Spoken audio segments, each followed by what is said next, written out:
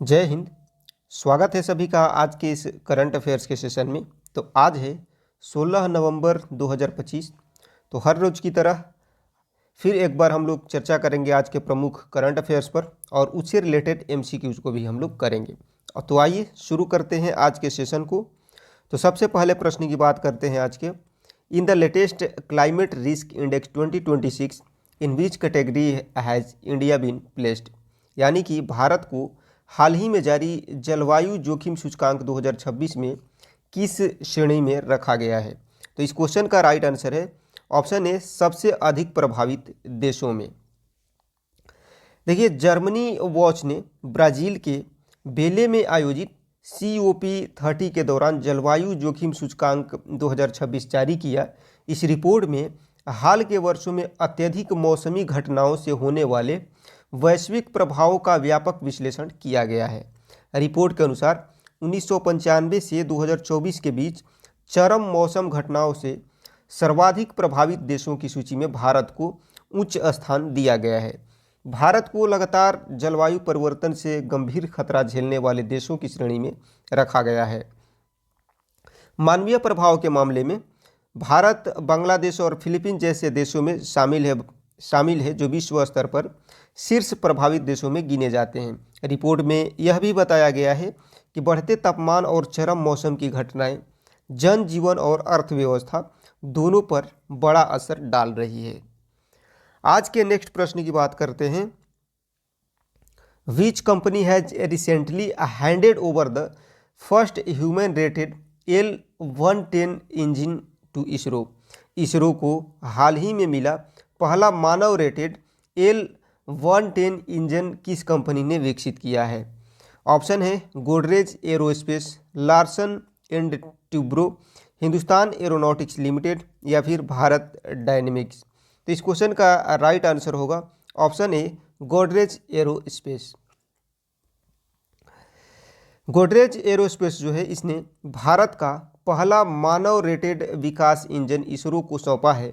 यह इंजन विशेष रूप से आगामी गगनयान मानव अंतरिक्ष उड़ान मिशन के लिए तैयार किया गया है, जो भारत के मानव अंतरिक्ष कार्यक्रम में एक महत्वपूर्ण उपलब्धि है।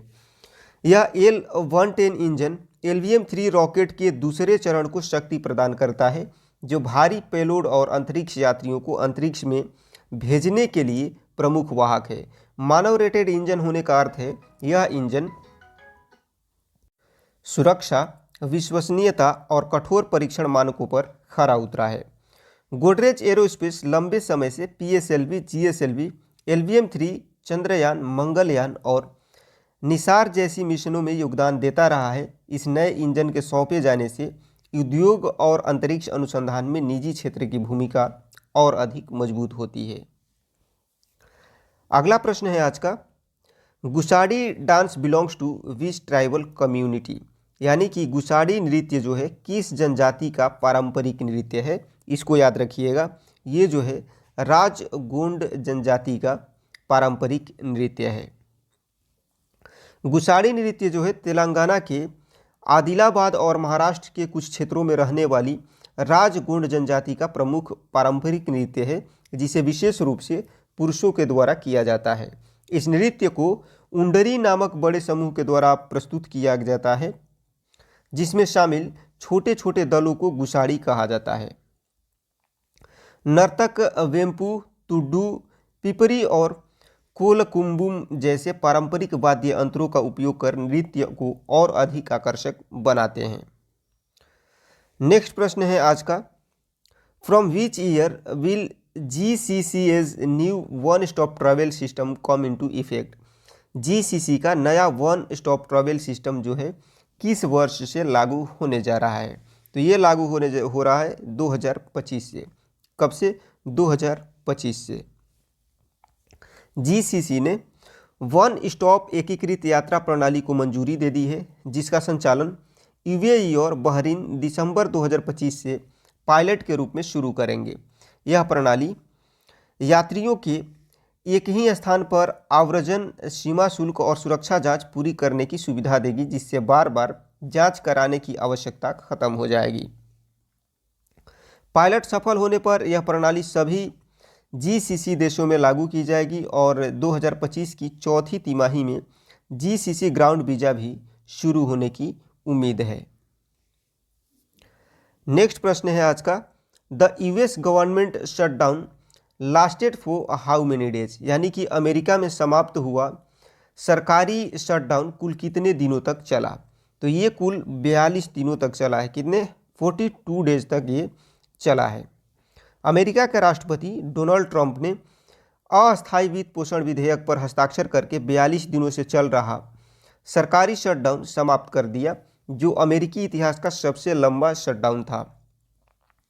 यह शटडाउन राजनीतिक गतिरोध के कारण शुरू हुआ था, जब ओबामा केयर से जुड़ी कुछ प्रावधानों के विस्तार को लेकर दोनों दलों के बीच सहमति नहीं बन सकी। अंततः रिपब्लिकन पार्टी ने विधेयक में विवादित प्रावधान शामिल न करने का निर्णय लिया, जिससे समझौता संभव हुआ और सरकारी कामकाज फिर से बहाल हो गया। नेक्स्ट है, who from India has been selected for the elite US astronaut training program, यानी कि एलिट अमेरिकी अंतरिक्ष यात्री प्रशिक्षण कार्यक्रम के लिए भारत से किसका चयन हुआ है। तो भारत से चयन हुआ है कुंकुला केवल्ला रेड्डी का। किनका? कुंकुला केवल्ला रेड्डी का चयन हुआ है। आंध्र प्रदेश की हैं ये। आंध्र प्रदेश के न्यूडावोलू की 17 वर्षीय कुंकुला केवल्ला रेड्डी को अंतरिक्ष अमेरिकी फ्लोरिडा स्थित एलिट 4 वर्षीय अंतरिक्ष यात्री प्रशिक्षण कार्यक्रम 2026-29 के लिए चुना गया है। यह चयन 36 देशों के 150 प्रतिभागियों में से किया गया, जिससे यह भारत के लिए महत्वपूर्ण उपलब्धि मानी जा रही है। टाइटन स्पेस इंस्टीट्यूट के द्वारा दिया जाने वाला यह प्रशिक्षण अंतरिक्ष उड़ान, आपात प्रतिक्रिया, शून्य गुरुत्व अभ्यास, अंतरिक्ष यान प्रणालियाँ और वैज्ञानिक अनुकूलन शामिल करता है। नेक्स्ट प्रश्न की बात करते हैं आज की।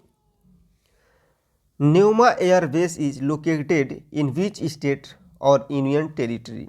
न्यूमा एयरबेस जो है किस राज्य या केंद्र शासित प्रदेश में स्थित है। तो ये स्थित है लद्दाख में। कहाँ पर? लद्दाख में। न्यूमा वायुसेना स्टेशन का उद्घाटन जो है लद्दाख में किया गया, जो 13,700 फीट की ऊंचाई पर स्थित है और 2.7 किलोमीटर लंबे रनवे के साथ भारत की अग्रिम हवाई क्षमता को मजबूत बनाता है। यह एयरबेस दुनिया के सबसे ऊंचे सैन्य एयरफील्ड्स में से एक है, जिससे सीमावर्ती क्षेत्रों में वायु संचालन और निगरानी की क्षमता बढ़ेगी।